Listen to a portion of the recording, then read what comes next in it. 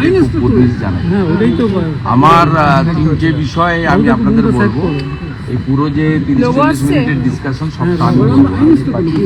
আমি প্রথম কথা জানাবো যে এই পরিবার যে রায় হয়েছে, আংশিক রায়, তার পরবর্তী সময়ে তাদের যে কম্পেনসেশন রিফিউজ করা থেকে শুরু করে তাদের যে স্ট্যামিনা এবং লার্জার কনস্পিরেসির জন্য তাদের যে লড়াইয়ের যে মানসিকতা, সেটাকে আমি কুর্নিশ এবং প্রণাম জানানোর জন্যই আজকে এসেছিলাম।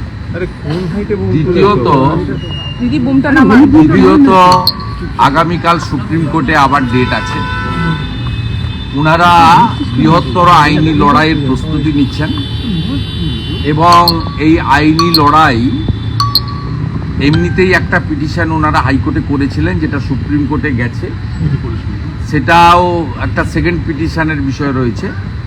সামগ্রিকভাবে একটা বৃহত্তর আইনি লড়াইতে আমাদের ভিকটিম পরিবার, মানে আমাদের ডাক্তার বোনের পিতা মাতা এবং তার পরিবার, তার শুভানুধ্যায়ীরা নিয়েছেন আরও বৃহত্তর আইনি লড়াইতে যাবেন। তাতে আমি তাদের বাড়িরই একজন হিসেবে মনে করি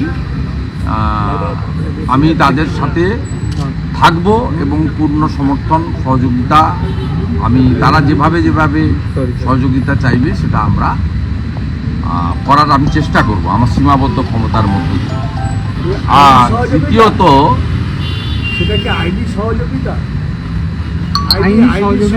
না, ওনারা আইনের বৃহত্তর লড়াইতে নামছেন, তার অনেকেই সাথী, তার মধ্যে আমিও একজন সাথী।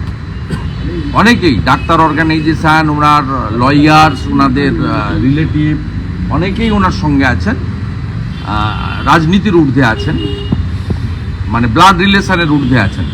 সেক্ষেত্রে আমিও ওয়ান অফ দেম।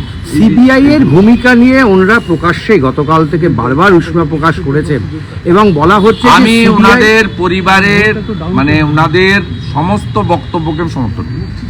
সিবিআই নিয়ে কি বলবো, আমি বলি বিষয়টা নিয়ে ওনার পিতা মাতা যে লড়াইটা দিচ্ছেন, এবং তিনি শুধু সিবিআইয়ের পার্ট নয়, সামগ্রিকভাবে এই রাজ্যের মুখ্যমন্ত্রী, পুলিশ মন্ত্রী, স্বাস্থ্যমন্ত্রীর পার্ট, সব মিলিয়ে উনার প্রত্যেকটা শব্দ বাক্য যা উনি বলেছেন, আগেও, কালকেও, আজকেও বিভিন্ন চ্যানেলকে বিভিন্ন জায়গায়, গতকালও বলেছেন, তার আগে চার্জ ফ্রেমের দিন বলেছেন, আমি তার সবগুলোকেই আমি পার্সোনালি সমর্থন করি। কারণ তারা ঘন্টায়, মিনিটে এবং প্রত্যেক দিন প্রত্যেকটা জিনিসকে চুলচেরা বিশ্লেষণ করেছেন এবং মনিটরিং করেছেন। অন্য সাধারণ লোকের মতো আইন বিশারদ বা প্রশাসন বা তদন্তকারী সংস্থার উপর ছেড়ে দেননি। তারা নিজেরা কিন্তু মানে আলপিন থেকে এলিফ্যান্ট প্রত্যেকটা বিষয় অত্যন্ত কেয়ারফুলি অবজার্ভ করেছেন। তাই ডাক্তার বোনের বাবার যে বক্তব্যগুলো খুব মিনিংফুল এবং অত্যন্ত বাস্তব বলে আমি মনে করি, এবং তিনি যে অভিযোগগুলো যার সম্পর্কেই করছেন, রাজ্যের মুখ্যমন্ত্রীর হঠাৎ লাফিয়ে কোর্টে চলে যাওয়া, সেটা নিয়েও উনি যা বলছেন তার যুক্তি রয়েছে। কারণ মুখ্যমন্ত্রী পুলিশকে দিয়ে টাকা পাঠিয়েছিলেন, মুখ্যমন্ত্রী বলে চালাতে চেয়েছিলেন, মুখ্যমন্ত্রী প্রকাশ্য সভায় 10 লাখ তো দেওয়া যেতেই পারে বলেছিলেন, মুখ্যমন্ত্রী নির্মল ঘোষকে পাঠিয়ে সঞ্জীবকে দিয়ে তাড়াহুড়া করে পুড়িয়েছেন, পোস্টমর্টম করতে দেননি, মুখ্যমন্ত্রী অতীন ঘোষকে নির্দেশ দিয়ে আরজিকর 14ই আগস্ট রাত্রে ভাঙিয়েছেন। অর্থাৎ সেটাও ঠিক, তদন্তকারী সংস্থা মানে লোয়ার লেভেলে, সিবিআই মানে এখানে তো সিবিআই ডাইরেক্টরের কোনো রোল নেই। এখানে সিবিআইর যে যারা ইনভেস্টিগেটিং এজেন্সি ছিল বা স্পেশাল টিম ছিল, তাদের ক্ষেত্রেও তার যা বক্তব্য, তার যুক্তি আছে, সারবত্তা আছে বলে আমি মনে করি। আমি আলাদা এর ডিটেলস বিশ্লেষণে যাব না। বিরোধী দলনেতা হিসাবে আপনি কিভাবে, কারণ রাজ্যের মানুষ আপনার বক্তব্যের দিকে তাকিয়ে রয়েছে, বিরোধী দলনেতা হিসাবে সিবিআই এর ভূমিকা। আমি সিবিআই তো পার্ট।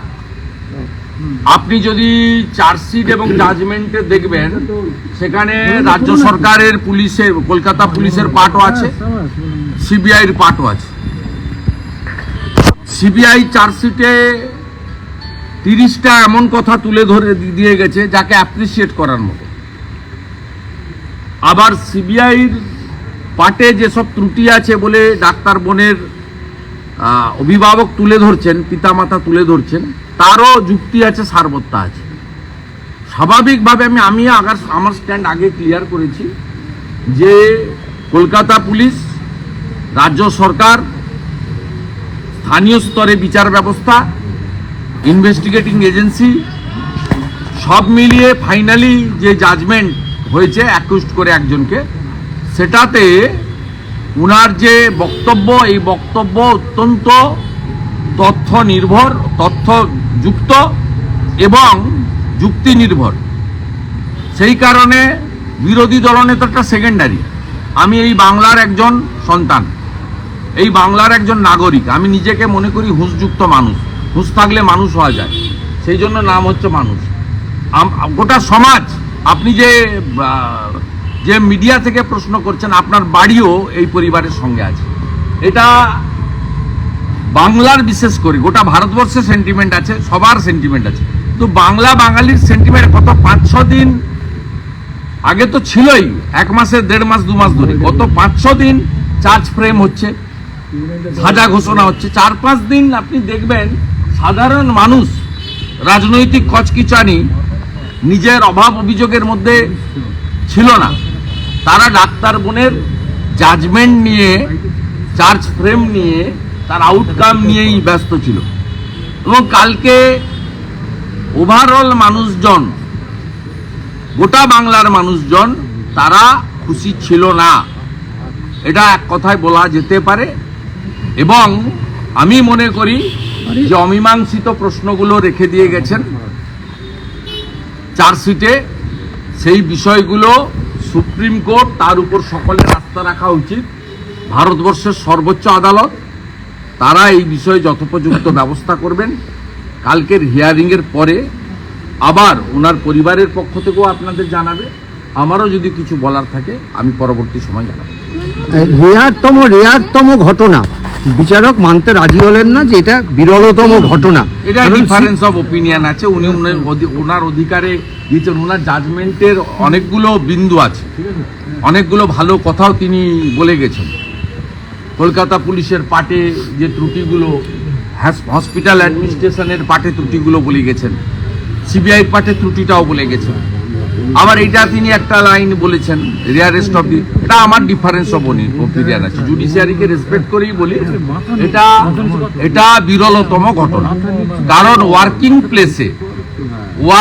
প্লেসে একজন ডাক্তার বোন যেটা প্রোটেক্টেড, সেখানে এই ধরনের শারীরিক নির্যাতন, যা ভয়ঙ্কর নির্যাতন হয়েছে, চোখ থেকে জল পড়েছে, চোখ থেকে জল নয়,